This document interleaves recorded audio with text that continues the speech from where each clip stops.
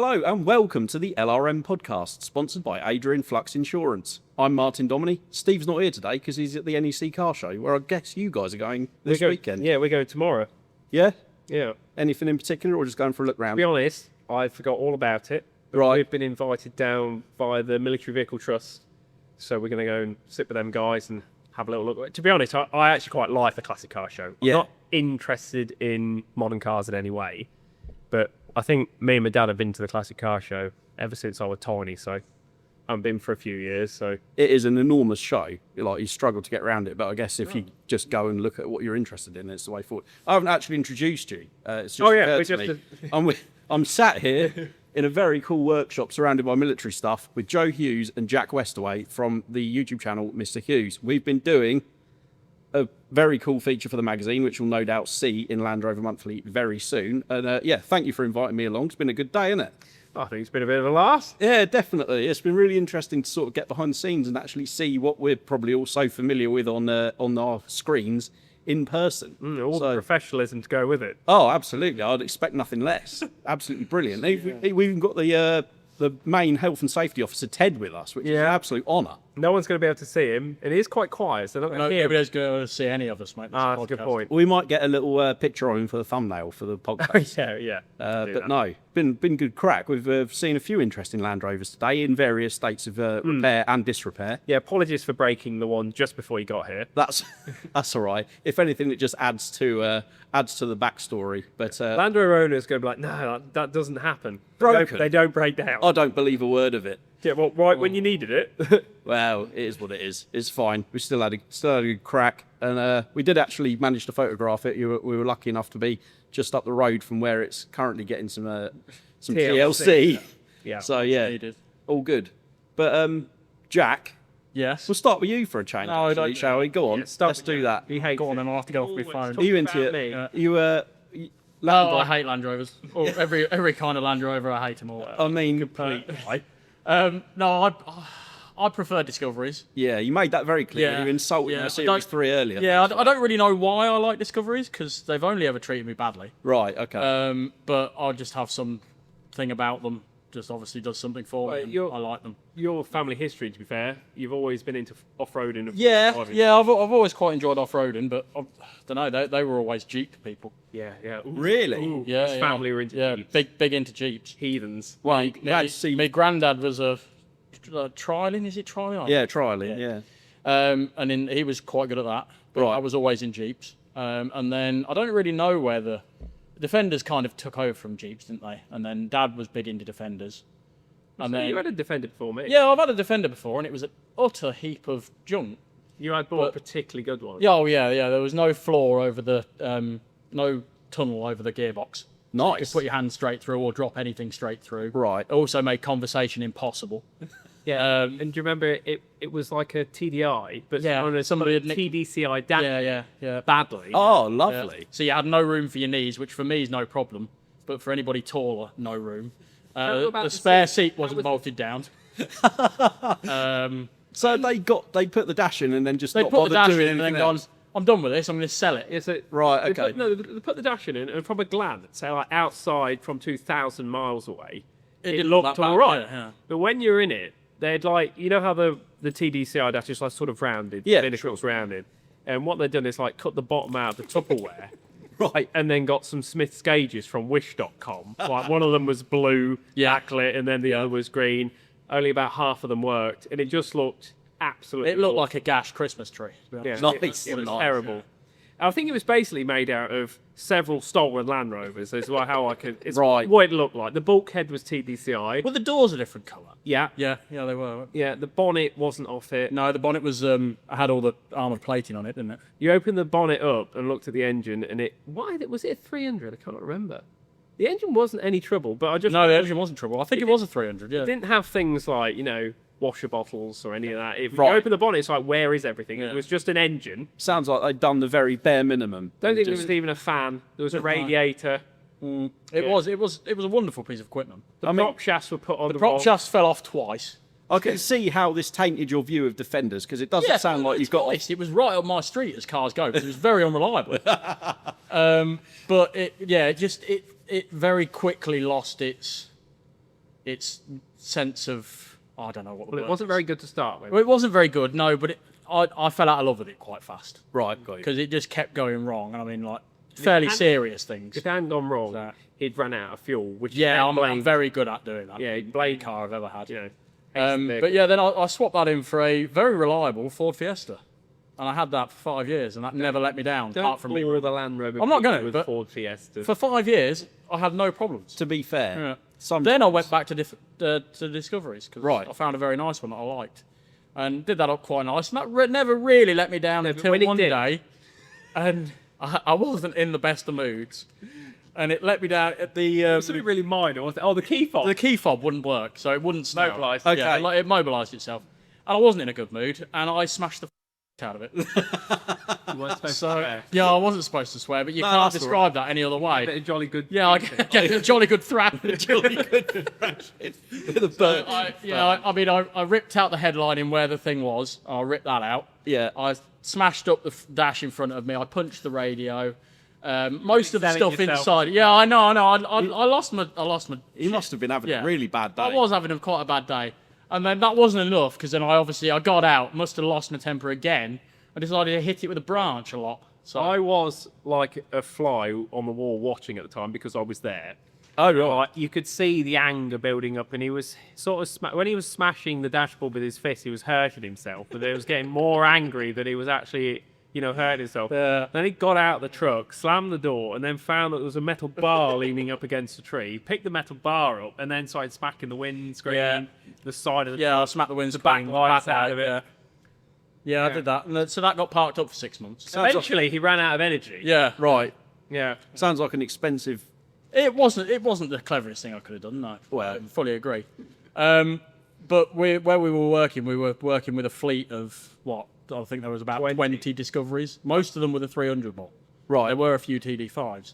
So when I did come round to mending it, once I fell back in love with it, because it took me 6 months to get over that fallout. Once I came back in love with it, it actually didn't cost me a lot. Okay. To mend it because we ordered most of the parts on the system against the vehicles that we were mending. Nicely done. Yeah, Got you. That worked out perfectly in my way because I think in total it cost me 250 quid to mend that truck. That's all right. Yeah, That's not bad going at all. No. But your current one, you've clearly not completely lost the love for Discoveries. To be fair, even after that one, I sold that because money was a bit of an issue, so I sold that. And then Joe bought me another one. Is that the one you've got now? That's the one I've got now. Right. But then Joe bought me that, and then what went wrong with that one? That had a problem, didn't it? Autobox. The Autobox. Lost its oil, it lost its oil. I didn't have the money to repair that at the time. So what I went out instead and parked that up and bought another one. I had money to buy another one. Right. You didn't have money to repair the £200 thing. No, I don't like autos.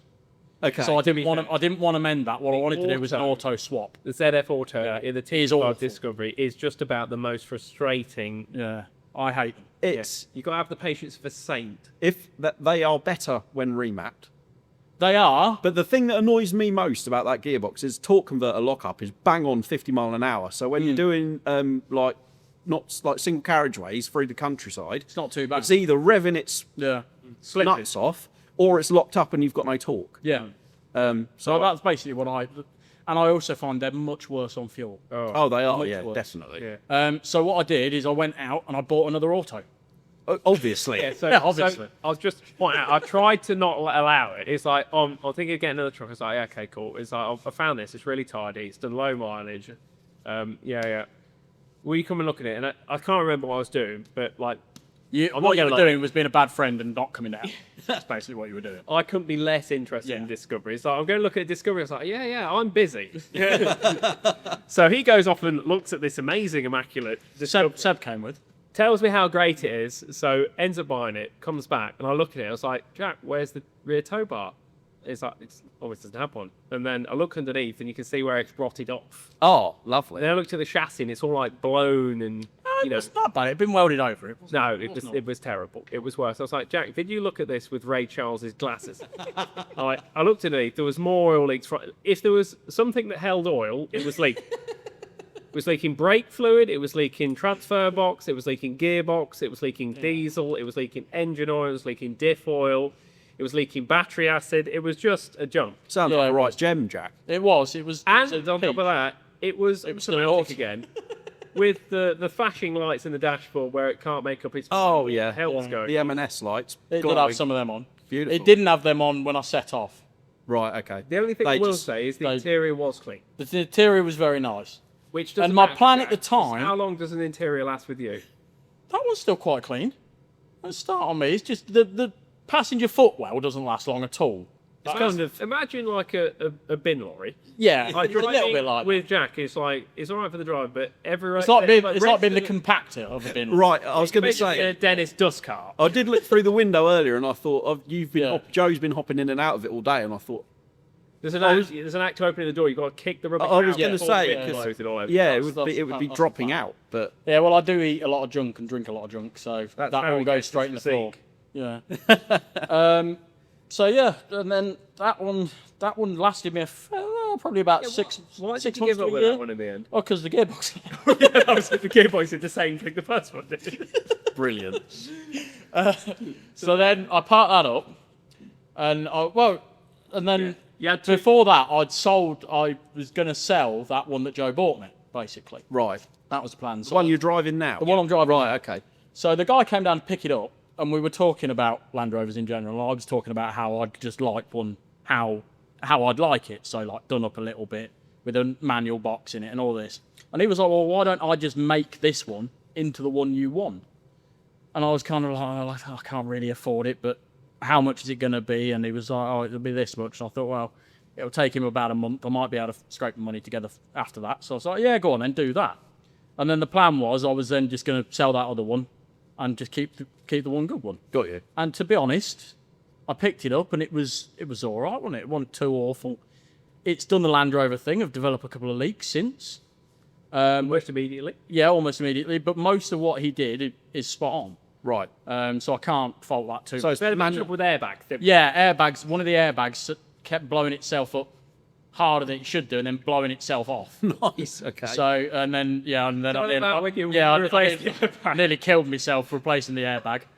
Well, no, I didn't kill myself. I nearly chopped my legs off. Just so people can picture this, imagine sitting on flat concrete without chocking the vehicle or putting the handbrake on, and then jacking it up with a bottle jack Land Rover via the axle that is round. And then when he started barring on whatever it was to try and knock the airbag off, the bottle jack just started to move and the vehicle went forward and he's laying under it with his legs under it. And like, it fell and the axle slammed down between his legs. Oh, I didn't. No, I managed to get my legs out of the way. Oh, did you? Yeah. I'm going to jump in here and say, check out the tech pages of Land Rover Monthly magazine for all the things you should do when you're working on your Land Rover. Don't do that. Because, yeah, great stories. Struggle and nearly hurt yourself. That's the way I look at things. Great stories are only great if you don't chop your legs. Yeah, no, it'd been a bit more of a dire situation had it landed on. Because we work on heavy vehicles, and we both allowed that to happen. We both we looked at it and thought that was stupid. Yeah. Even for us, that was dumb. Yeah, but we don't have that trouble because with tanks, when you're working on wheels, nothing ever moves. You have to beat the fuck out of it for it to move. You need to just wind down the swearing. Yeah, I'm trying. You're making a lot of work for me in the edit. Oh, I'm sorry. I apologise. We're proud to partner with Adrian Flux, an insurance broker that specialises in covering all types of Land Rovers, including classic, ex-military, modified and Q-plated models. Adrian Flux offers a range of optional extras to make the policy your own and can provide cover for off-roading, green laning, agreed value and build-up cover. Plus, they even offer a discount of up to 15% for Owners Club members. Simply search Adrian Flux Land Rover Insurance for more information or call them directly on 0344 728 0417 for a quote. So you're happy with it now, though? Is that manual converted then? That's manual converted now. Nice. So, yes, I'm fairly happy with it. I just wish it would stop developing other little problems.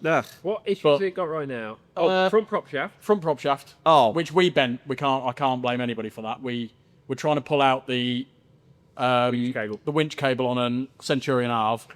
And it obviously had too much grip for the prop shaft to handle, and we just corkscrewed it. No, I've never seen it. I was actually quite impressed. I couldn't believe my eyes when I saw it. So yeah, it's quite a thing. You will see a picture of it in the magazine. Will. Yeah, holding it quite like a proud father. Quite an achievement. Yeah. Jack. to be fair. But no, bar that, the only things it's got problems with is it's got a slight steering leak, which, to be honest, is at the stage where it's not bad enough to mend. I just keep topping it up. Yeah, because it's my oil that I pay for. So Yeah, shut up. It makes no difference. Even if it was my oil, I still wouldn't mend it because I know it's fucking... Oil's cheaper than labour, isn't it? Yeah, exactly. So Jack's coming. You used to be able to tell because you could hear a TD5. Now you can just hear... Oh, the power steering pump having a little party with itself. Yeah, it's, when I mend it, I'm going to replace the pump. Yeah. But I can't be asked at the minute, so... It'll park I'm it up leaving for 6 months. Yeah. All that happens. Then it'll buy another truck with Yeah, fucking probably. steering. Yeah, there's a bit of a theme. But yeah, bar that, it's fine. It sounds great. Yeah, Oh. it does sound. Yeah, it sounds really good. It's got half straight pipe. Did Gareth Empire map that, or did he map yours? He Map mapped us. line, he needs to map that. Yeah, Is that standard tune at the moment? Oh, it's disappointing. I believe so. Is it? It is slower than Yeah, the it is quite slow. You definitely need to get just a stage 1 map on the Yeah, I will. Once Gareth comes back down, I He will. needs to give it the full blow. Well, I'm probably going to give it the stage 2 and blow it up. Yeah. Yeah. Well, may as well, might. They do, TD5s are so top, like, they take a serious amount of power. You can make serious power. You can make serious power, yeah. He's so You can't clever. make it for long. He's he's clever with the mapping. He is bloody clever. I'll give decent, full width Is it intercooler Stunline, and a decent tune. Oh, yeah. Especially now it's manual converted, it'll be worth it because you'll have Yeah, to. well, and split you have a spare intercooler as well, don't you? No, because it went on the black Land Rover. Oh, cheers for that. I think Thanks. Discovery ones are different now. How dare you use a part you paid for? God. But yeah, I'll probably go a bit extreme and get a lot of power out of it and drive it around like an idiot and probably stick it in the ditch at some point. Hopefully not. Well, you never know. It's got a great. Some people go far too far with the lift and the. Oh wheels yeah, tight. I can't any more than 2 inches. I can't get into. So Yeah, doesn't matter, fair yeah. enough. That's what your missus Yeah. says. well, there is that. Yeah. Whee. No, it does. Sits really nicely. Is it still on air at the back now? Then? No, we changed that over. After the third time it blew the airbag out, I changed it over to springs. Right. And luckily, the other truck I had a 2-inch lift kit on it. Okay. So I just nicked the rear springs off that, replaced them with blocks of wood. Yeah, And it's then still put- available if anyone Yeah, wants. if you want to buy that, it's good money Yeah. for a total heap of junk. Rides a little bit firm. It rides very firm. It starts, doesn't drive. It drives, just it slips a lot. Yeah. Because there's no oil in the gearbox. And if you go too fast, the blocks of wood will fall out of the rear suspension. It will crash. Well, that sounds a real peach. It's There'll an be absolute someone peach. listen to this and go, you know what, that is for me. Yeah. If you decide I'm you do, waiting for another me to come along and buy it off me for a lot of money. That's what I'm waiting for. if you want to, buy this absolute. It sounds just Yeah, it's beautiful. wonderful. Beautiful. Oh, you work it. I just remembered now when you fell out of love with that truck. When was it? You know when Chris Till towed it with the forklift? Oh, yes. Yeah, because actually it was quite neat on the outside, that truck. That was one of the things I liked. Right. And then one of the blokes that we work with a little bit got that thing there, the Lindy forklift, stuck. Everyone crashes that. Yeah. Okay. Well, no, he didn't crash it. He just got it stuck because patched. it's only front-wheel drive. And Yeah. It went in a wet patch and he wouldn't get it out. Right. So I was like, oh, that's all right. I'll just turn it out the land drive. Just go, oh, I'll save you. Yeah, so I came in all like... One life limit. Yeah, one life limit. And put the strap on it Yeah, big and four- towed it out. four big What I fours. didn't tell Chris is that it's 2 different pedals for front and back. Yeah, on that forklift. Oh, right. So Look you, at it, you can't you've got press... like a forward pedal and a backwards pedal. Yeah. Yes. And someone that's not driven a Lindy forklift would freak out and then press any of them, and then just shoots in one direction or the other. My dad used to service them for Yeah, a living. yeah. And, They were a wonderful forklift when you know how to drive it. yes. If you don't know forklifts, you get one of those. Yeah. And it is confusing. So Ed, tell me once about I the war. once I got him out, he decided that he panicked a little bit and decided he'd drive. Panicked a lot. Yeah. He thought he was pressing the brake. So he thought he was pressing the brake. He pressed the backwards pedal Flat out. and drove straight into the front of my disco and smashed up. The only good thing about it, which was the fact it was very straight and nice. Yeah. right. So yeah, I was best pleased with that. Which no is why I've redeeming- now got one of them foam aprons on the front. Ah, Because then if anybody does that again, they can... It'll bounce off. Well, bounce presumably. off, Yeah. It sounds like a vehicle with absolutely no redeeming features. So if you want to buy it, Yeah. drop us an email, editorial@lrm.co.uk, and I'll pass on your details. Good man, good man. What do you want for it? Oh, about $5,000. No, He owes it. good stuff. Yeah. I told you. Could be good the money. lucky owner. You could, maybe you could raffle that off as well. I don't know. I think I'd have to like. we'd have to mend I'd it have to first. pay That's people what to buy we've the got to do. tickets. Yeah. You can't raffle broken stuff, unfortunately, can you? Giant. Hello. How did you get into Land Rovers then? Because this empire, I suppose, you've built with military vehicles and the incredibly successful YouTube channel, I'm told, started with a Land Rover or Land Rover. Yeah, no, that's how it started. So, yeah, I've always liked Land Rovers. Dad didn't, as I explained to you before. Yes. Dad was very much going down the German line. You know, we're farmers. We had tractors. Dad would have a Mercedes Unimog. He'd have MB tracks. He had a Mercedes G-Wagon and like Audi cars. And then, like I said to you before, in the 90s, the Germans stopped buying British beef, and then he was anti-German. Not for the other reasons. Yeah, sure. But for the farmers. Let's just leave it at that. So then he got rid of his G-Wagon and his Audi and went all British and bought a Jag and the JCB Fast Tracks. And anyway, but all the time I'd say to him, now you've got rid of the G-Wagon, why don't we get a Land Rover? And he was always, no, they're junk, Joe, they're junk, you know. Which he's not Rosh. Well, he's not in. We do it, yeah. But anyway, so I always liked the look of them. Yeah. And I think the first one I bought was when I was just starting agricultural college. And it was a little series, short wheelbase. I may as well tape it up now, I don't think I'd get into trouble with it. It was actually taxed, it was registered, it was taxed, and taxation class was agricultural vehicle. Sure. So, to anyone that doesn't know, it was a tractor. You say it had a sprayer on it? No. It was taxed as an agricultural machine / sprayer on the logbook. Right. So, what I did was put a knapsack sprayer in the back of it, ran it on red diesel, taxed it as a tractor, which was free. No MOT because it's a tractor, which is MOT exempt. Insurance for the year is like less than £100. And then I use that to go to college every day. Cheap way to get around. Yeah, sure. Really, is Many a loophole. completely illegal, if you're honest. But yeah, it was a loophole. Good job you're not. But when I bought that,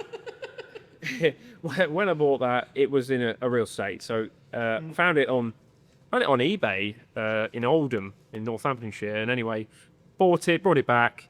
I was saying to you before, like I took the whole body and tub and cab off in one go. So I got a telegraph pole on the front of my dad's JCB. Oh, no, he didn't have JCB. On the front of the Mapro. And with ratchet straps, lifted the body off the chassis in a wanner, which I thought at the time, I wouldn't have been very old, probably 16 or whatever. And I thought that was great, you know. And the chassis was, as you can imagine, awful, terrible in a real bad way. So we repaired that with bits of scrap out the scrap iron and the Sealy Super Mig. I must have had days and days patching it together and buying Brit part brakes and suspension, whatever I could afford when I could afford it. So it always had the worst quality of everything. It was Don't say that about Britpart. They've probably got an ad running. No, I'm not saying at the time that was all I could afford. The thing about Britpart, right, is they supply a part for every budget. So if you want real budget stuff, they'll sell you it. If you want OE stuff, they'll sell you that. Yeah. If you want genuine, they'll sell you that. Well, at the end of the day, the bits I bought for it were fine. You know, I just couldn't afford. Like good armour card and sound system in a £100 Land Rover, shall we say? Of course. So like I think I paid 500 quid for it, and then I got it on the road and ran it to college for about a year, I think, and then ended up selling it.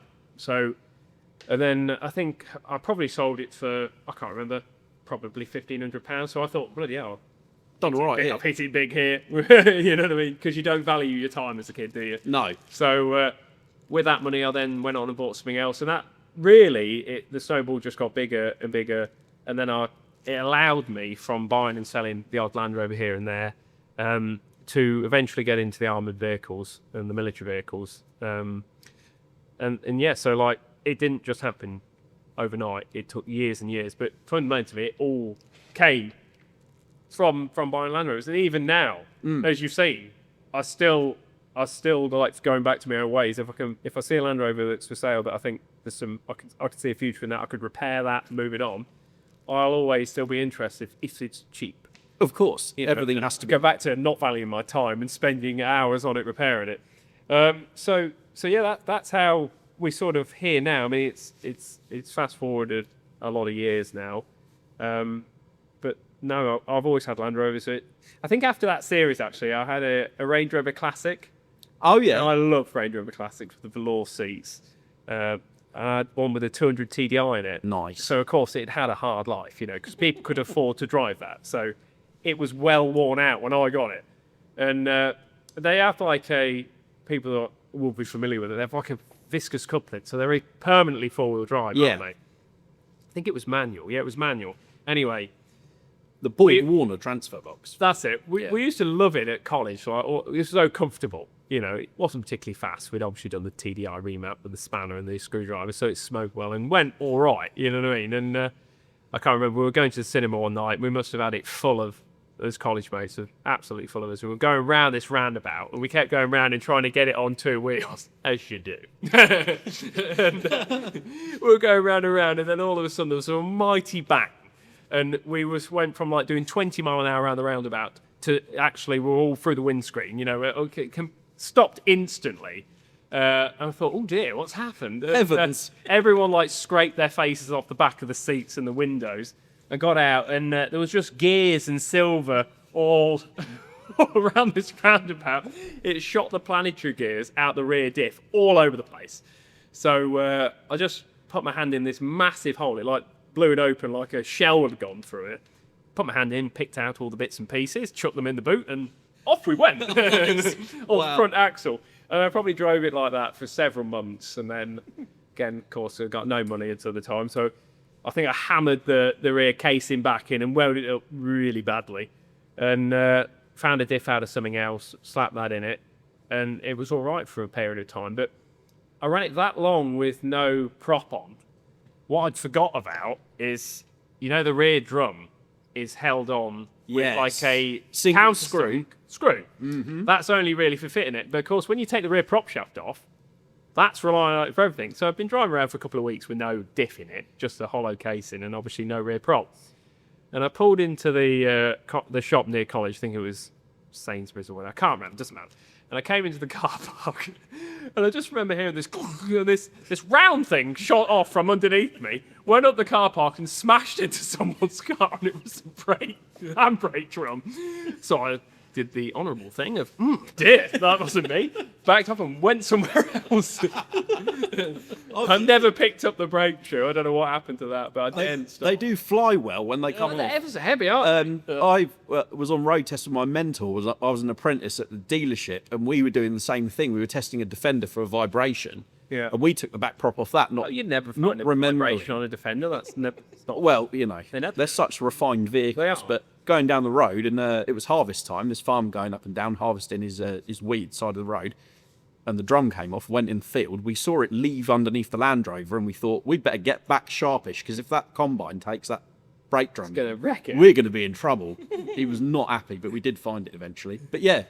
If you're testing always remember to take the brake drum off, but then remember that you've got no handbrake. Yeah. Or just repair it before you use it. Yeah. That's the thing with Land Rovers. It's amazing just how far you can push into the ragged edge and carry on using them. I mean, Jack does it on a daily basis. As he's demonstrated. Yeah.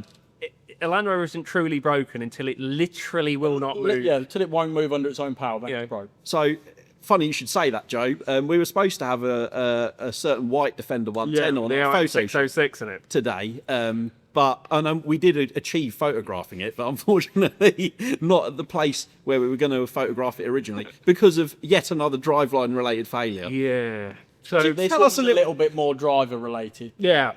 So basically, that Land Rover I bought from Witham Specialist Vehicle was a non-runner.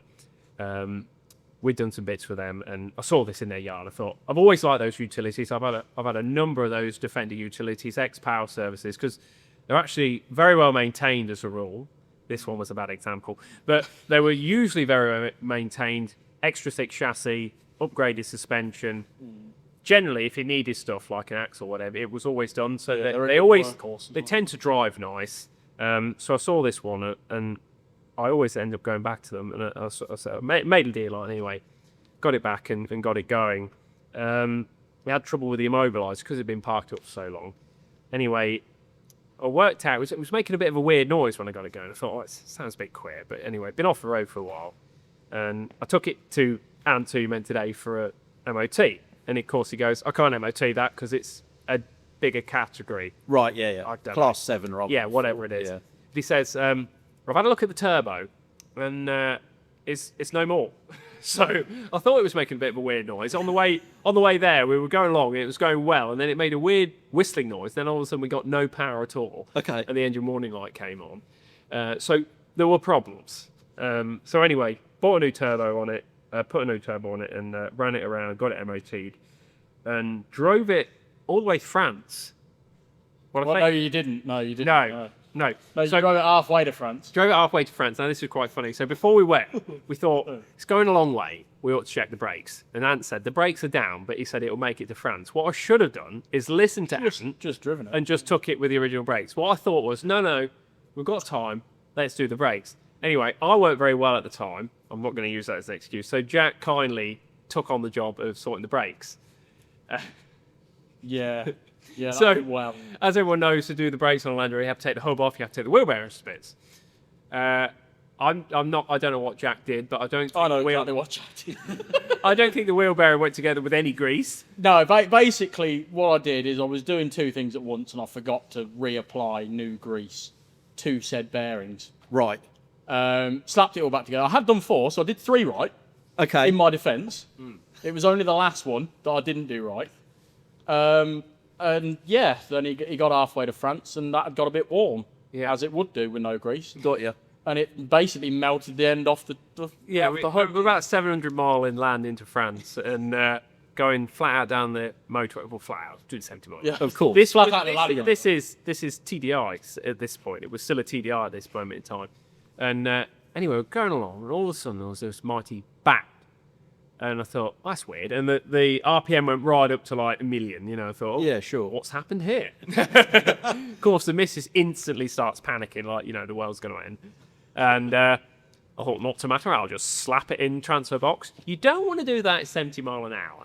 It didn't like that. No. So there was another massive crash as it went into transfer. I'm not the only idiot. It's good to hear. As you lock the diff at 70. Oh, yeah. Yeah, you'll get While I was revving at about 9 million RPM. You'll get that for those big jobs. Yeah. There'll be people literally swearing at this. And anyway, so just gently smashed it into transfer, into four-wheel drive. And we went on until we got to a bit of a pull-in. And I got out and I thought, I wonder what's happened. I thought, where's the prop shaft come off or something? And anyway, looking around, I couldn't see anything wrong with it. I stood at the back and thought, why does the rear wheel look like something out of an Olympic wheelchair? Do you know what I mean? The angle, the camber on the rear wheel. So there's something wrong there. So under closer inspection, what happened is the wheel bearing. What happened was the wheel bearing must have failed, I reckon, 200 miles ago. Right. See, no sign of any noise up to It's this. been clunking, but when you're doing a constant 70 mile an hour, you know, it only clunks when you're like, Okay. Oh, yeah. you know what I mean? So it wasn't that noticeable, but what had happened is the wheel bearing had failed a long time ago, and it was actually the only thing holding the wheel on was a mixture of the brake caliper and the shaft, Right. The drive shaft, the half shaft, and the half shaft had obviously had all the weight of the wheel pushing up at the top of the axle casing.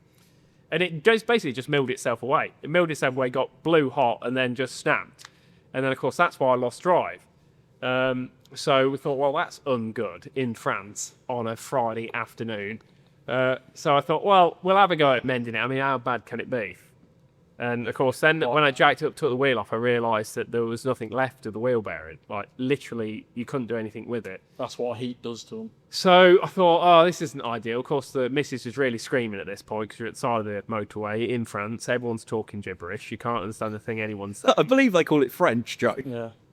They're talking gibberish. GT surrender monkey language. And anyway, I thought, right, well, it's no good here. It's pretty dangerous here at the side of the road. So carried on the front axle, knowing that the back wheel isn't good, because I thought we're going to get nicked by the police in a minute for doing like 20 mile an hour down the motorway on the hard shoulder. But we managed to get off the motorway. I thought, right, start typing in French. Where's the nearest motor factors, like in vehicle part place? Uwe La Halfords. Yeah. Yeah. But because it was after 3 o'clock, they were all closed. They're all so closed. They don't do work. I thought there must be someone here that have a wheel bearing. There's got to be a Land Rover wheel bearing. Anyway, we were hours trying to find somewhere, and eventually the Land Rover got to the point where it literally wouldn't go any further. Like, we'd milled everything that much that the brake caliper was the only thing holding it on, and it half sawn through the brake caliper, and actually like friction welded the disc to the wheel. So we were just going along with like the rear wheel go, and I borrowed a set of wheels off me mate, a twisted set of wheels with BS. So I thought, I can't flat spot his wheels. That's not cool. So we had to dump it outside a Mercedes. That's where you went wrong. I had a flat spot, but it was just carried off the gambit. So I had to just dump it outside this Mercedes lorry dealership. And anyway, I rang for a taxi, which is hard work when you can't understand a thing. And actually, he was a real nice chap. He could sort of speak pidgin English, which was good. So I was speaking pidgin French to him, and he met in the middle somewhere. Yeah, speaking pidgin, and I kept getting like the translate up, and it must have just been saying the most bizarre things to him. But he sort of understood what he was saying. Anyway, we were going to Teens. We were trying to get there to go skiing, you see. I thought, we'll take the Land Rover, it'd be fun on the mountains. But we never even got to the mountains. So I ended up having to take this poor chap at about 7 o'clock at night in this, I can't remember, a little Mercedes car. 206. Took us all the way to Teens. So I think we arrived at like 2 in the morning. And the bill for the taxi was like, I think it was like over €1,000. Really? And the missus was like, what are we going to do about the Land Rover? I was like, well, we're going to leave it. Yeah. And she's like, but what was this? Someone sees it. I was like, we're in France. People don't steal things, you know. And if you want to try, you can't. She was like freaking out. I was like, literally, I couldn't care less. If they can move it, they can have it. You know what I mean? If they're that desperate that they want it, they better have it. So I rang my friend that runs a recovery business, rang Dave Crouch and just said, a slight breakdown, Dave. It's like, all right, Joe, where are you? I said, 700 miles inland in France. And he goes, oh, fucking it. Anyway, he said, don't worry, mate, just leave the keys under the wheel. I'll send someone out for it. So we just literally abandoned the Land Rover and went off, in this very expensive taxi and carried on with our holiday. The whole time, Mrs. was worrying, like, how about, what was if the Land Rover gets nicked? I said, well, that would only be a good thing, wouldn't it? Well, but anyway, it didn't get nicked. Crouch has recovered it. And Seb had to drive all the way out in one day, drove all the way out, stayed the night at this cabin, this log cabin we were in, and then drove us all the way back home the next day in his BMW. And, it made it. There was no wheel bearing trouble. Funny that. I did offer to do the brakes before he left, but he turned me down. We must have used half the amount of gasol or whatever they call diesel in France that we use in the Land Rover. But so that was eventful. And anyway, we thought, well, I did enjoy it. As daft as it sounds, like there's an element of like it's things going wrong. It's not things going wrong. It's an event going somewhere in the Land Rover. Like going into another country with a Land Rover that isn't the best in the world. Was quite exciting. And has been mended. It was an idiot. It was fun, So we thought, well, we're going to get it back. We'll get it fixed, and at some point we'll try and do another road trip in it. So we did mend the wheel bearing and all that. We put Ashcroft's hardened shafts in it. We thought, while we're at it, we may as well make it a bit better. Because that'll last longer when they're milling themselves. I was going to say, when it fails, we've got Ashcroft's shafts to just get us another 200. They would have got you to the. It's like you'd have saved £300 on the tax. Yeah, you don't need wheel bearings. Just get some Ashcroft's heavy duty shafts in the back and just send it. But so we thought we'll get it a bit better as we go. And anyway, it then. That's what we did. We used it to recover some Scammell Pioneers out of a shed. There was these old Scammells that had been stood in a shed for years, and we thought, the Land Rover will pull that out. So I got on the Land Rover, and the Scammell must have weighed, I don't know, 8 ton. Yeah. The Land Rover weighing about 2. So I was really, really delicate, giving it the super snatch and super dump. We eventually somehow didn't smash the cross member off the Land Rover. We managed to drag this lorry out, and then we'd gone off a Williams trailer with us where we got like basically the contents of a Scammell in kit form in the back. So we were towing this trailer that was clearly legal. Yes, 100% weight. And that was quite a way away, weren't it? That was Oxfordshire. Yeah, like it's a long way. So of course I drove at the speed limit all the way home in the Land Rover because Gareth had tuned it, so it actually went really well. That I was with a tune, the 2.2. They are. I hate to say it. Actually, I enjoyed it. I loved it. I loved the engine when it worked. But after that journey, things started to happen. The engine didn't like the snatching of the Scammell. It didn't like dragging several 3.5 Five. Yeah, of 3.5 to 5. of very valuable scramble parts home. And literally, as we got home, I parked it around there, and it started making that noise again. You know, the noise that the turbo's not well. Oh, right, okay. I thought, oh no, what's happened here? Anyway, so we just ignored it. And so we just carried on using it. And it just started to like lose power. And I did check the turbo thing, oh, the turbo must be failing, but it wasn't. So I thought, this is weird. Anyway, started it one morning. It was quite cold, and it was sounding particularly not good. And anyway, I thought, I'll let it just warm up. And I just went back inside on the toilet, and I heard like the Land Rover went like, it made a screech and it turned itself off. I was like, oh dear. And what happened is it seized up. Yeah. Yeah, and anyway, so I thought, oh, I'm going to have to do something about that now. It's now undrivable. So brought it in here, took the sump off. Well, I took the engine out, Scott... No. What you did first was try and start the seized engine. Oh, yeah. Burn the starter motor out and set the whole thing on fire. Oh, yeah. Yeah, I've tried running it on easy start until it wouldn't run any further. I forgot about that. Yeah, and then putting as many jump packs as possible on it, so it just turned it over when it's really seized up. Just to give the start Yeah. And then, really appreciate it. Then the starter motor caught fire, and then I just sort of left it burning for 5-10 minutes. And then, eventually, a friend of mine, it's got nothing to do with you, who runs the YouTube channel, he sort of introduced me into the OM606. So when we sold a tank to Whistling Diesel. Yes. And Scott came down at that time in his OM606 Defender. Right. And we all had a go in it, including Whistling Diesel. And in fairness, like when you've never been near one, it was amazing. Like the power, it was just incredible. It was like, oh my God, that was the most fun in a Land Rover. And it sounded brilliant. So he sort of got me interested. I thought, well, Land Rover, the engine in this is scrap, so I'm going to have to change it. So I rang Scott and said, what are you thinking? I'd like to put a 606 in like yours. I said, well, I've got just the thing for you.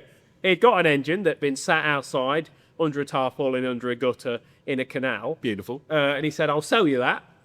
So I ended up buying his spare engine, which was sight unseen, and he bought it off Facebook Marketplace, sight unseen. So none of us actually knew if there was anything good about it at all, but it turned out to be all right. Cheers. And anyway, so Scott took the TDCI out. Super. And in fairness, it was Scott that said, oh, well, to be honest, to make this an easier build, if you check out DieselPumpUK, he basically does a whole kit to, like, you know, make the bell housing fit the original gearbox. So I wanted the original gearbox, and I liked the inside of the TDCI. So he said, you'd be better to just ring DieselPumpUK and just say, look, we want the mounts, we want the clutch kit, you know, everything to just make it easier so he hasn't got to make everything. So that's when I rang up DieselPumpUK, and then obviously met Luke. Tried to use his fame to get himself some free Did he? No, not really. Like, Don't you know who I am? No, Is there a bit of that? Oh yeah, loads of that. no. Oh, I've got a YouTube channel. No. When I rang, I actually got through to I think Luke's missus at the time that answered the phone, and I was explaining what was going on, you know, what my idea was, and I said, oh, I've had a slight bit of trouble with my Land Rover engine, and it caught fire. It was a little bit. She's like, didn't I see that on TikTok? I was like, oh, maybe. And anyway, she said, oh, Luke's just out at the minute, but I'll get him to ring you back. And of course he did. And I'd never met him before, but on the phone we had a good laugh. I could instantly get on with him. And I said, look, well, we've had a bit of trouble. I'm thinking about making a bit of a video about it. I can see that you clearly do all the bits. I've been recommended that you're the guy to do it, sort of thing, to sell the parts. So basically, I've no idea what we're doing. We have a block. Can you sell me whatever we need to, you know, make it fit the Land Rover? So he's like, well, we'll work something out. And anyway, he basically said, look, he does all the conversion kits for pretty much every other Land Rover, and he just hadn't quite finished all the little nitty-gritty bits of the TDCI. So he said, actually, it will be a good thing for me to sort of revise a few things. Yeah. And just finish the kit for the TDCI, so then he'll have the whole range. And I said, well, I'm in no hurry for it. So, yeah, we worked out a plan and a deal, and we said, like, film as much as you like, because, you know, it'd be quite an interesting build. And, of course, like, I was going to be happy with, like, a knackered engine, like, Yeah. in sort of any old fashion. And like, I'd not met Luke at that time. Right, like, okay. The word bodge, it's not a word that he understands. It doesn't do that. No. When I went and looked around his workshop, it's more like a laboratory, isn't it? You know, Yes. it's like everything is perfect. Like, he's such a precision man. Couldn't be more opposite to how we were. Yeah. But he's a proper piss taker. Like, he'll talk with deadpan face, and you think he's being serious. But he's just taking piss out of it. You know? And I've got a lot of time for that. So of course, but he is, when it comes to work, he is like proper. Yeah. It's 100%. You know, 110%. And I did say to him, I said, look, it doesn't need to be that great because, you know, we're very agricultural. We're only going to break it. And it's like, yeah, but I want it to be right. And so, of course, he said, well, if you don't mind, I'd like to fit the engine, and then I can sort of make pipe work and sort radiators out to make a nicer kit to then sell for other people, sort of thing. So that's sort of what we did. So, and the plan was, Luke was going to, get the engine running, and then we were going to go and do a video with Twisted Automotive. So I said to Luke, well, I've sort of got a date booked in with Twisted for this date. So if you could just, drop whatever you're doing and get the Land Rover fixed for this date, that'd be great. So in 3 weeks, pretty well, he had pretty much, took all the engine to bits. He wanted to rebuild the engine. I said, there's no point. Like, it doesn't need it. But he took the cylinder head off, redid the valves. He did loads for it. He wanted to take... Love Land Rovers? Then you'll love Land Rover Monthly, the world's best-selling Land Rover magazine. Packed with adventures, expert tips, restorations, buying guides and loads more. For the best deals, subscribe today at landrovermonthly.co.uk and never miss an issue. Just to pause there a second, the engine in question isn't the one you bought off your mate Scott, is it? It is, yeah. The one that did 9 million RPM that ran away. Is it really? Yeah. That's what I was going to ask you, because that must be the most seen OM606 engine in the world. It is amazing. That video did a lot of views. Yeah, I'm not surprised, because, it ran flat out on its own. What was more amazing, I think everyone could agree, is how on earth did Scott, with his little skeleton arms, manage to, suffocate the engine? Because it has so many ports on a 606, and there's so many parts you can't. No. It's so hard to block. I'm absolutely amazed he managed to stall that without. I was waiting for it to blow up in his face. Honestly, or without ripping chunks out of his arms. Because if you've ever stalled a diesel with anything, it's scary, and they pull a lot of air. I can't. So that's the same engine. It's the same engine. So yeah. So of course Luke had got high expectations for this engine, and he kept saying, "Look, I really think we'd probably ought to." I was like, "Nah, it'll be sound, mate. It'll be fine."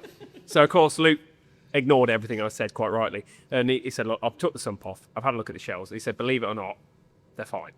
He said, "I can't believe it myself, but I'm actually happy." Really, if we'd have had more time, which in fairness, in Heinz Bean's site, there was no real rush. We could have. It didn't make any difference. So I think in time, I will take it back to Luke. Well, he won't want to do it, but I will go and I'll rephrase that. I will buy Luke's upgraded pistons and rod kit, because he does all that sort of stuff, and just go through it, because she can be a little bit smoky in the mornings. But Right. Considering really it was just an engine, unknown engine, but The only thing we knew about it is it could do 9,000. Yeah, it did. It did 9,000 RPM. The Honda VTEC of diesel making power. engines. It was non-turbo at that point. It was still making serious power. Anyway, so yeah, Luke went all through it, and he did all the top, because he always says that gaskets that he always gets, like the genuine Mercedes gaskets of parts. So it's so cheap, just do it right the first time. And in fairness to him, as you saw, I've used that Land Rover. I've been abusive with it, only a little bit. But the engine's immaculate, isn't it? Yeah. And I've used it a lot. It's done lots of miles. I've been hard on it, because Luke said be hard on it. So, I mean, he really didn't have to twist my arm there. And it's still, you could eat your dinner off the engine, really. Yeah, it's still... It is very... He's done a mint job of that. But, it's... It was such a change. So, I dropped off with Luke with no engine in it. And then driving it out of his workshop, it seemed so bizarre. Although it was the same, when you're so used to a vehicle, your Land Rover, you get in it, you know the noises, you know how the steering feels, you know how the throttle feels, everything. And when you get in it, and it's like there's such a massive difference. Although nothing was really the same apart feel visually. Yeah. This is the thing I said to Luke. So look, I don't want it to be one of those conversions where you got switches hanging from the dashboard where you've drilled holes inside. I hate that. I hate to see it. I want it to look as boring as it sounds. Oh, yeah. Like nobody's touched it. And he said, yeah, no problem. He said, to be honest, that's how he prefers stuff like that anyway. So, like, you know, he made all the RPM gauge work properly and the speeder and everything works as it should. So visually, I mean, it's in the driver's seat and it's the same as it was. But then, like, driving it, like, I know the clutch was a lot heavier because it's got a Sachs racing clutch in it, so that was significantly heavy to press. But like the revs, when you're not used to like an OM engine, it's just like you're revving it halfway, you think, bloody hell, it's quick, and it's like you're not even revving it. Yeah, it'll do the same again, and then you just boot it, and it's just like it just keeps revving and revving and revving. You think, Jesus Christ, you know, like unbelievable. So like, because I remember how it went before, and in fairness, after Gareth had done the remapping on the 2.0, it went well. Yeah, you know, as far as Land Rovers went, it went bloody well with the 2.2. Well, after it got the 606 in, it would have made it look like it didn't have an engine. Yeah, you know what I mean? That was the difference, and you know the sound. Like a lot of engines, they sound nice at a certain RPM, whereas that just sounds insane. At the higher it's at revving, it doesn't sound worse. It just sounds absolutely mental. You know, it's a really cool sound, and outside even, like when it's being booted away, it just sounds, phenomenal. Really, it's halfway between like a tractor and a drag. You just don't expect that sort of thing from a diesel. A lot of people compare the OM to a petrol, like an RB25 or a 6-cylinder turbo petrol because of their characteristics. Obviously, they've got a lot more torque. They're a diesel, but the way they rev, they're so responsive. Unbelievable, yeah. And like, you're in fourth gear and you do like 100 mile an hour. It's like, I've still got 2 more gears. Do you know what I mean? Like you have to just, if you want to drive it like a hooligan, it will go like a hooligan. Did you keep standard transfer box gearing in it? Yeah. Oh, yeah. Cool. Okay. Yeah. So of course, the Land Rover previous to all of this conversions and things had done, I think it's done 170,000 miles. So like the gear train, the driveline's fairly worn. A bit tired. It had always been making this clonking anyway. You know, this clonking from the gearbox. And I said to Luke, I said, what's that clonking? He said, oh, it'll develop. It'll just develop faster with the OM606 in it. And that's really how I like things to go. I say it'll be apparent what's wrong with it when something happens. You like the fault to shout at you. Yeah. You want it to be clear. Don't you don't want to get in there and go, well, what was the problem? You go, that was the problem. So, ran it about for a fair little while. And funnily enough, Rishi, you got into contact with me and said, yeah, come down and we'll get the Land Rovers together.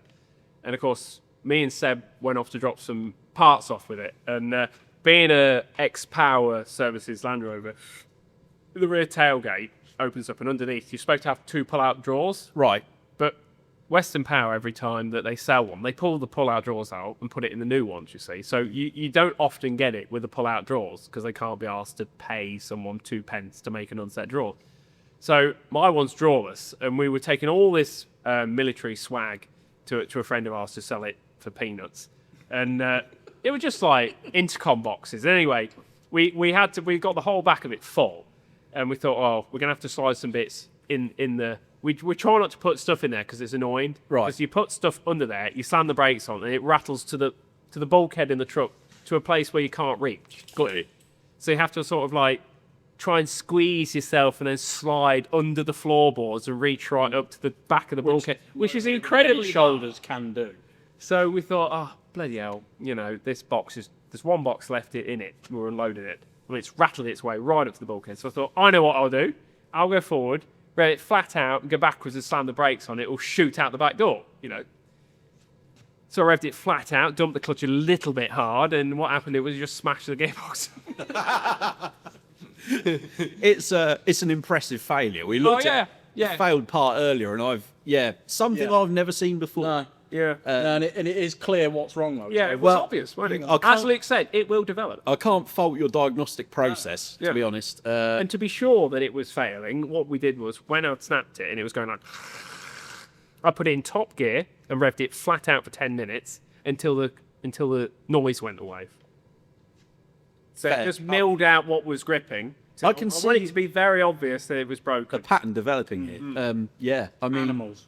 Basically. What they are. I wasn't going to say it, but it's in the process of getting fixed, isn't it? Yeah, and like that, you know, those shafts. So it was the shaft that goes from the gearbox to transfer box. Yeah. Everyone knows on those 2.2s they're weak, and we've upgraded it to LOF's upgraded shaft version. So if you're listening, Luke, we will be testing that out to the max. Next time Joe leaves a box and it slides He'll to be the bolt. sweating now, won't he? Be like, Yeah. Oh God. Yeah, it's because he uses a one-piece shaft, doesn't he? Rather so. than I think I'm pretty sure. yeah. Well, we'll be testing that out. there you go.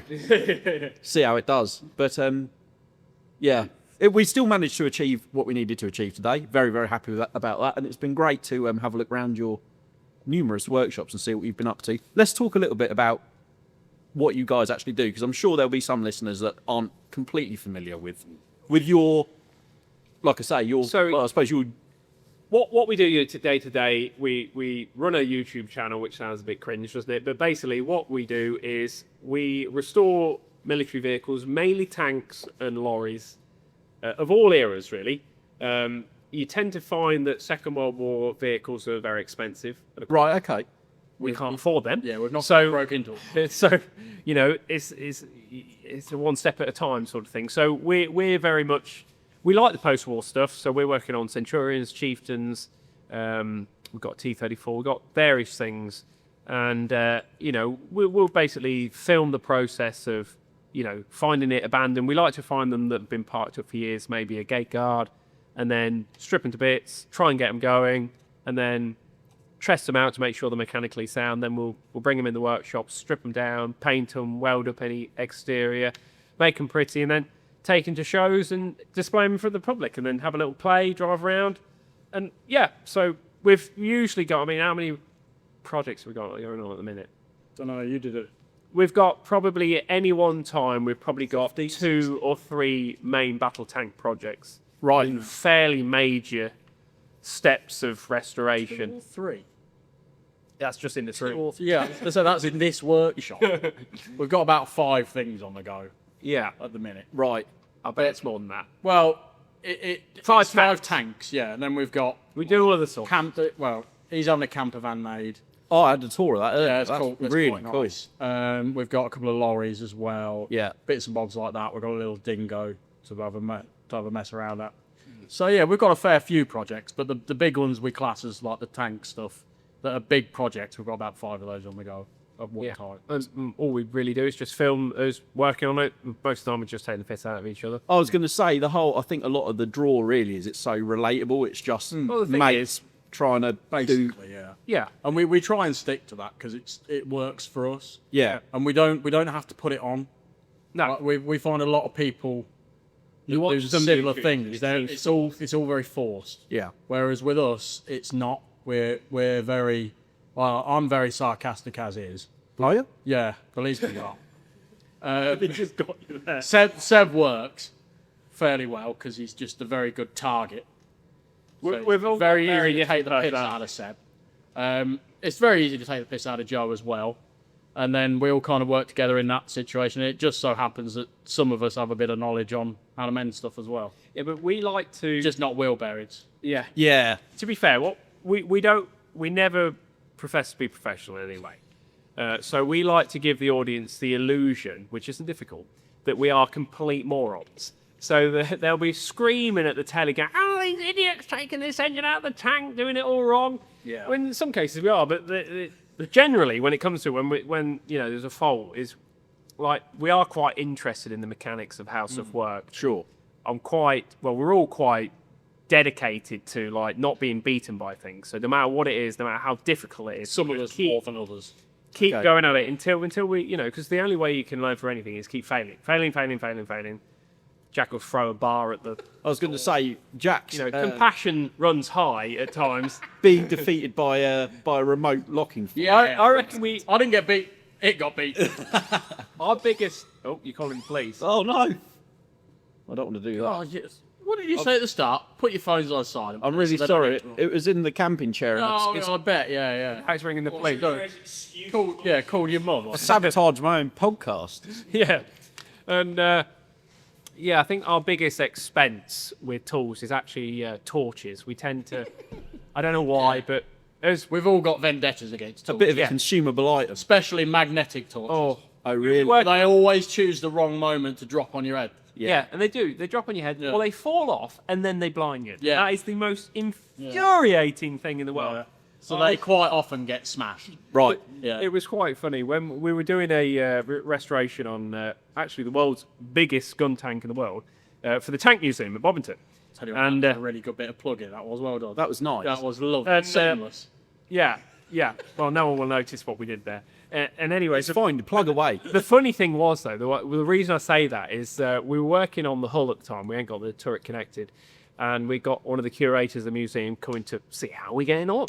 So I was showing him, just like, oh, we're just working on it at the minute. Jack was in the hull. And I was like, it's just in the workshop here, so just open that door where you've come through. And I was just like, yeah, so this is it. And all you heard was Jack, and then you just saw a bar hit this roller shutter door, which made the loudest noise in the world, and then flung off and hit something else. I was like, that's Jack. Just got the curator of Tank Museum going, just throwing tools out of the tank. But eventually Jack did calm down. But no, it's there's a lot of things that people don't see on camera. It is, people often say, which makes us laugh. They go, oh, you've got the best job in the world. And it's just like, it's very much not, because when you hear we will do a video and it tends to be sort of 15 to 20 minutes long, so whatever you think you've seen in that video, you've only had to endure 20 minutes of it. The reality of that is probably took us over a week, or if not 2 weeks, to get to wherever we are in that stage. And like, things that people forget about, working on tanks in the winter, a tank is like a 40-ton armoured hull. And in the wintertime, what that does is suck all the freezing cold weather and just put it in one thing, and you're kneeling it. Yeah. That isn't cool. It's freezing cold, and then you're working with spanners that are bigger than normal spanners, which are freezing cold. Sure. And then you tend to slip and smack your fingers on absolutely everything. Yep. And then in the summer, it's the opposite. It's boiling hot. Right. Do you know what I mean? They're never nice to work on. One thing you mentioned, like, obviously the videos are only 15, 20 minutes long, and it's like a highlight. You're not going to show it's that a highlight reel, of we try the same job. What we deem as half interest. The thing I have the utmost admiration for you guys is when you get a tank in that needs like external restoration, and you needle gun the whole thing, prime it, paint it. How much patience you must have. You see, I'm quite good at that. Really? What I do is I take my brain out and I plonk it on the side. Right. And then I go needle gunning. Fair, your brain is often on the side. Well, it's often on the side, yeah. It's often left at home, right? Sure, not even in the room. Having needle gunned a few bits of chassis. Yeah, it's an awful job, but for some reason I don't seem to mind it too bad. Yeah, Jack puts his AirPods in and then listens to Game of Thrones or whatever it is. Yeah, I have my audio books in. Oh, okay. So I'll be listening to Game of Thrones or 50 Shades of Grey or whatever it is, and so clonking away. I'm not going to say that though. It could take clonking away. That's an image, isn't it? That's a mental image. So it could take Jack anywhere between 3 to 4 weeks to completely needle gun just the hull of a main battle tank. Yeah. So that's going all around the wheel stations. Yeah. Probably not even the turret. It takes a serious amount of time. Yeah. It's 4 weeks to do a whole thing. Really? And then the other thing that people probably don't realise is, like we said about the hulls tend to absorb. So when it's particularly damp on day, the hull actually starts sweating. It absorbs the water terrible. So prior to painting, once we've needle gunned, wire wheeled the death out of it, anyone that's done any wire wheeling will know how dangerous wire wheeling is. Jack is banned from wire wheeling because... No, I'm not banned. I've banned myself. Because I once wore the grinder with my hands. Yeah, it didn't work well. It caught on something, bounced out my hands. Right. And you know when you drop something, your automatic thing to do is to catch it. Yeah. So I tried to catch it. It bounced off my arm and then caught in my T-shirt. And the T-shirt managed to wrap it up, but it did cut me to ribbons. So I don't do wire wheeling anymore because I fucking hate them. another swear word too. Sorry, yeah. I might just put a disclaimer at the beginning and say there's a bit of swearing in this. Just don't listen to it in front. It's not meant nastily. No, I just use it as vocabulary. Yeah. They're very good describing words. They are. I agree. I've not used the big one yet.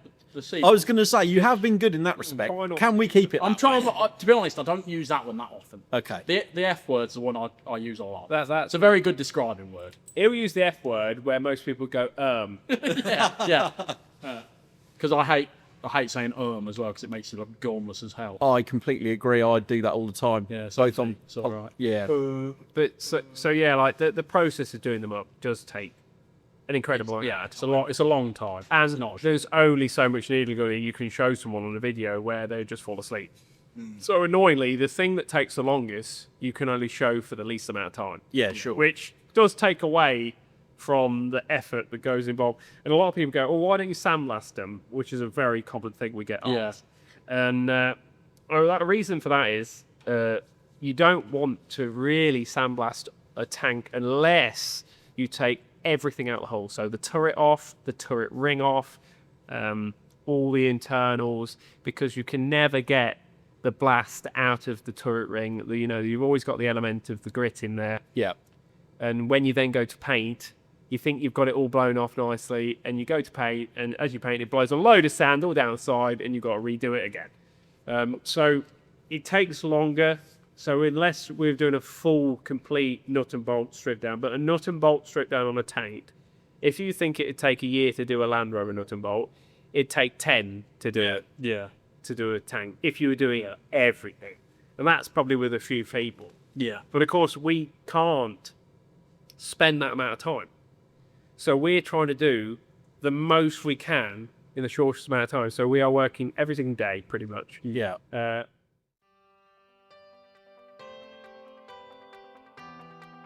Finding the right parts for your Land Rover or Range Rover shouldn't be an off-road challenge. At bnh4x4.com, we've built a smarter way to get you back on track. Our new website is now live. The simple, fast and reliable way to find the parts and accessories you need. Supplying quality parts for Defender 1983 to 2016, Discovery 1, 2, 3 and 4, Range Rover Sport 2005 to 2013 with Range Rover P38A and L322 coming soon. All parts are backed by expert knowledge, quick delivery and a 2-year quality guarantee. Visit bmh4x4.com, built by enthusiasts for enthusiasts.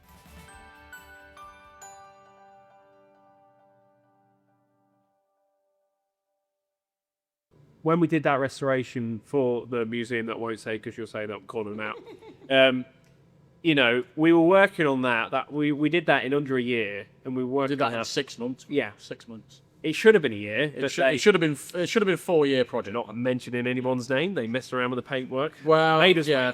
But so we had to try and do everything we could in such a short amount of time, to the point where we were literally painting it as it went on the lorry to take it to the show where it was debuting in front of like 20,000 people. Yeah. And we'd never driven it before. You know what I mean? Yeah. This thing, when you build a tank up that's not been ran for years, you need to do some trial runs. So, that was a Centurion chassis.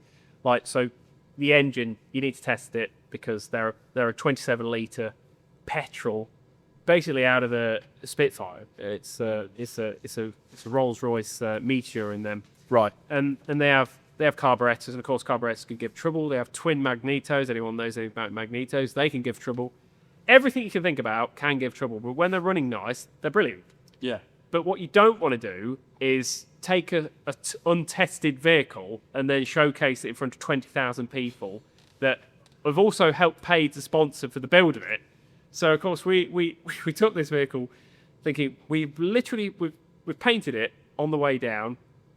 That night we went to unload it at the museum and it wouldn't start. Great. So what had happened is on the journey from all we did with the vehicle, we drove it from out this workshop here, we drove it on the lorry. That was it. That's the only bit of testing we did. So we had to try and set the steering brakes because of course they're not like a car with a steering wheel. Yeah, sure. There's brakes, you have to adjust them up, and you have to adjust them accordingly, you know. So I couldn't drive it for long enough to even adjust the brakes, but we got it loaded on. We got it there, but on the journey there, one of the balls in the carburetor had fractured and sank. One of the, the float. They've got two updraft Zenith carburetors, and one of the floats had fractured and filled with water and sank. Of course, we didn't know that. So we Filled with petrol. filled with petrol. Yeah, filled with petrol. It didn't sink in the water. Yeah, we went to start it, and of course, it wouldn't start, and there was petrol running out of everywhere, which isn't good. No, on a tank. Quite. So we had to have it dragged off with another vehicle, and then we were up till we were debuting the tank literally the next. Yeah, we were there till 1 o'clock that morning, mending it. Yeah. Because we had to mend it to be ready as well. Right. With the engine in the tank, which you're not meant to do. You have no room. Yeah. We'd all lost our patience with it because it was a very fiddly job where you had to. We were down to The little locating pin had to be slid through the locator on the side of the engine, through the bore, through the float that you're having to hold in place with your hand, and then line it up with the other side as well. And we've done all of that. And while doing in the dark, while you can't see it because you can't see where you were. And the only access to get into it is with the radiators up, upside down, with your head resting on the clutch in between the two cooling fans. Yeah. It was awful. That sounds hellish. It was awful. It was awful. No, it was terrible. But we did it because we had to. Yeah. We didn't have so many people expected to see it. That vehicle was the biggest thing for that year. That FV4. Yeah. Yeah. So of course managed to get it done, didn't we? And yeah, we managed to get it got done. about 6 hours sleep. Had to be back there at 8 o'clock because that's when it was starting. No, I'm not good with early. No, he was useless. And we have to be nice to people. Yeah. Like, you can't be nice in the morning, can you? And then we did that first day, didn't we? Yeah, honestly, that was the most daunting moment of my life when we started it up and we thought, now I've got to drive it around in front of the public. They've all paid to see it. And like we started off, and honestly, I was myself. Like, going on. It was hilarious, to be honest. And in fairness to it, it went absolutely perfect. Well, it did and it didn't. Engine-wise, it drove perfectly, but it would not steer. Oh, yeah. Because we'd tried to adjust it, but we didn't have much free play on the tracks. Right. So we'd got round just about. We'd done like 1 lap, and we were like, we were meant to do 2, and we couldn't do the second lap because we were like, it's just not going to turn. Steer it. So we came out that day. We'd done our bit we were meant to do. So we were like, well, we stayed the rest of the day, met the people that had sponsored it and whatnot. So then that evening, we had to then mend that issue as well. And what we had to do was free the front hydro off, which we hadn't done because we hadn't had time. Right. So it was all seized solid. You know, we had to take a trap link out because the trap was too slack. Sorry. So basically, we were trying to do that, and we'd come to the point where it was obviously seized. It wasn't going to move. And at this point, by the time we got to that point, it was about 8 o'clock at night. So everybody at the tank museum had gone home, and we're there struggling. And they'd left out for us very kindly a little forklift with no keys, but the gas kind. Right. Now, I hadn't left the keys with it because I hadn't thought anybody would have wanted to use it. But I had 11. We needed to use we needed to use it. So we jammed the Leatherman in the side and jump started it. And what we proceeded to do was ram into the front hydro as hard as we could with to get it to push it to get it to move backwards so that we could take a link out and then do the track back up. And we gave it some pure stick. Yeah, that forklift will never. Yeah, that forklift won't be the same ever again. So what we did is we never told a soul. We parked it back up exactly where we found it, took Leatherman outside it. It was fine. Once we'd done it, it was fine, yeah. And I think they're still using it now, so it can't be that bad. Well, you didn't get a phone call. Something will be bent. It won't. It probably picks up with 2 forks that look at each other. It's probably like he's got a lazy arm. That's the thing. But that was, we had to do that really because it was the main thing for the weekend. And in fairness, like we didn't want to. The Friday was kind of like the dress rehearsal almost. Right. We didn't want to have to only do 1 lap on the 2 main days.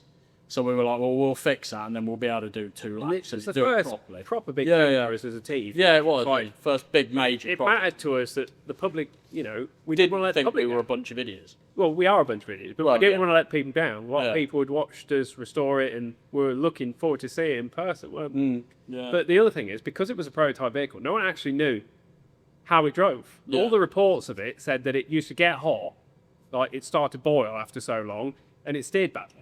Yeah. And that's because the gun was so long. It's so heavy. It didn't steer right because the centre of balance was terrible. Right. So it really is a horrible thing to drive around. Yeah. So what we did only made it marginally better. Yeah. Okay. It still is horrible to drive, but like you said, But it looks great. It's not fully designed properly. It never really got off the drawing board. No, They sort of did that as a. They did that. They made the shell around the gun, and that was it, really. Yeah. The last time they fired the gun, because it's 183 mil, last time they fired the gun, it broke the gun. It's that big. Like, they even said that no one could be in the turret when they fired it because it was dangerous. Yeah. And last time they fired it, it snapped the elevation shaft clean off, so the gun was just like got no elevation. Yeah. Because there was that much recoil. So at the back of it, there was a great big like anchor, and that was to stop it shoving the whole tank back too far. Right. Like, the forces on that was insane. Even to this, so basically, if you could picture a deck gun off a ship, that's basically what they'd cobble together. They'd put in this tank. It's a formidable looking thing. Oh, it's a fair thing. Yeah, it's long. Check out the Mr Hewes YouTube channel if you've got no idea what we're rattling on about. It is absolutely fantastic. And like you say, to turn that thing around, like from the starting point to where you got it is absolutely unreal. It was a fair achievement. And that's I think that's why we do it. Well, it's there's the thing that money can't buy, and that's this sense of achievement. And restoring it, and well, not going to say restoring, but keeping all this stuff alive. There's a massive sense of achievement. It's like going, yeah, that was horrible, but we've done that. Yeah, you know what I mean. And it's going to survive. It will, that'll probably still be in the museum when we're long dead. Yeah. And people look at that going, what a stupid tank. You know what I mean? But a lot of people like it. And it's so unique. And for us to work on one of the only type in the world, that's pretty cool. Yeah, it's a bit of a bragging point, isn't it? Definitely. But and then since then, we just work on normal tanks. It's like not interesting. Yeah. Oh yeah, because I wouldn't call them normal, but so boring. Yeah, it is. It's terribly boring. You got some really cool. Yeah, stuff. we've got some cool projects, and we've got a couple of chieftains. We've got the M60 we're doing bits on.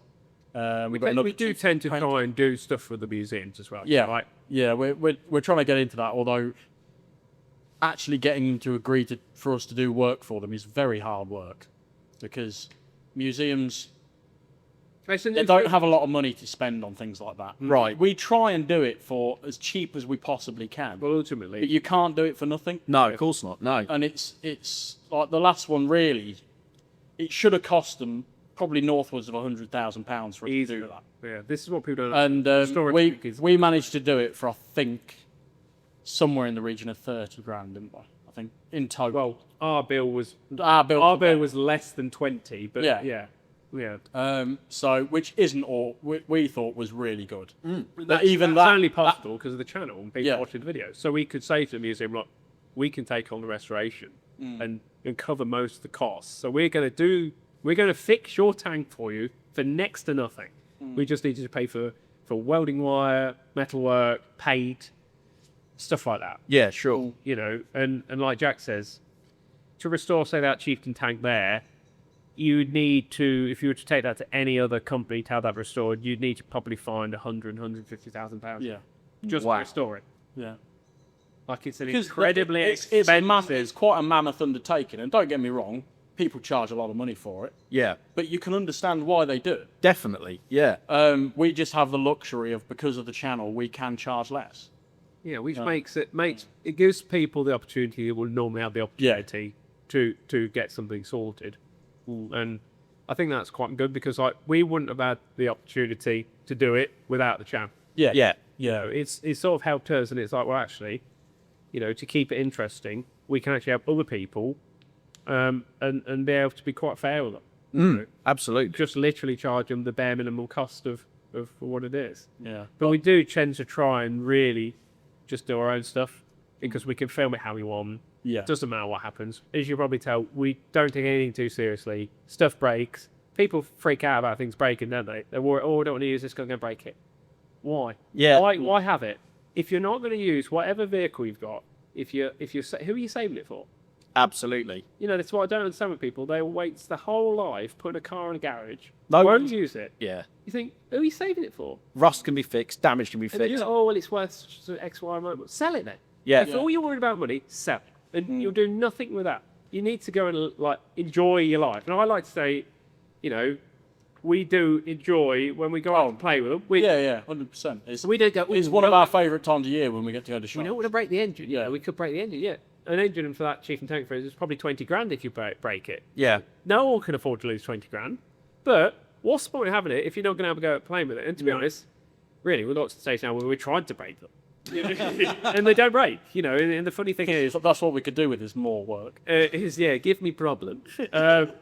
But the funny thing is with these military vehicles is they don't get a lot of use, and that's their biggest downfall. Yeah. They need regular use. They were designed to be used every day to the maximum. Yeah, and when you use them a lot, actually, it's better for them. Yeah, they give you less problems when you use them regular. You know, when you park them up, seals go dry, then drop the oil on the floor, you know, you start having electrical trouble. But when you keep the systems warm and the gearbox working, you know, they are a lot more reliable. As we use them every year, I would say our minimum breakdowns go less and less. Yeah, you know, got you. Which doesn't make sense, does it? Whereas most people go, "Oh, I dare use it because it's very valuable. I'm worried about breaking it." Preach the same about Land Rovers, which as things go, as like older vehicles go, Land Rovers don't actually mind sitting around as much as a lot of other classic cars, but they're designed Land Rover it for 2 years. The first thing goes the master cylinder. Absolutely. Brakes, clutch brakes, cylinders, there you go. That's a given, really. But like you say, no one's gonna get, you know, in their twilight years and go, God, I'm really glad I kept that car in such nice condition. Yeah. Now I'm so knackered I can't press the clutch pedal. Get out and have a laugh with it. Yeah, I think that's the most. Well, yeah, I mean, my old man was always a big lover of the phrase, "There's no point being the richest man in the graveyard." No. And I totally agree with it. And Liz, Totally agree. Jack lives on the breadline. I think. Oh yeah, really. Yeah. To be honest, every bit of money that we make on this channel literally goes back into the channel. You probably see that I'm not in designer clothes because I'm not interested in. You're in your own. You've got a Gucci belt inside. It's lying to you. I drive a transit van worth about £2.50, and I love it. Yeah, but his handbag collection's unmatched. No, I think they're wise words to live by. Yeah. And I think on that note, we will probably wrap it up there. But before we do that, we'll give you Mr Hewes. Check him out on YouTube and Instagram, and you're on Facebook as well. Instagram, Facebook, TikTok, all those things. All of the socials. Not OnlyFans. No. Despite the side of your Defender, which Luke proudly has. So- Was that Luke? Was it? People must be timed Mr Hewes OnlyFans. I never even thought about that, but yeah. I've left out because I thought it was funny. Mrs. doesn't like it, but I think it's funny. Thank you ever so much for inviting us out. Again, it was really good fun. Had a great day. And you'll see it soon in Land Rover Monthly. Please do subscribe to the magazine or go out and buy it because brand new content every single month. Sign up to the newsletter. Follow us on Instagram and Facebook, Land Rover Monthly, Land Rover Martin, Steve, who's not here, Steve Miller Automotive. And that's enough of the plugs. Thanks again, guys, for having us, and we'll see you next week. See you later. See you later. What were you doing? I haven't recorded any of that. Done.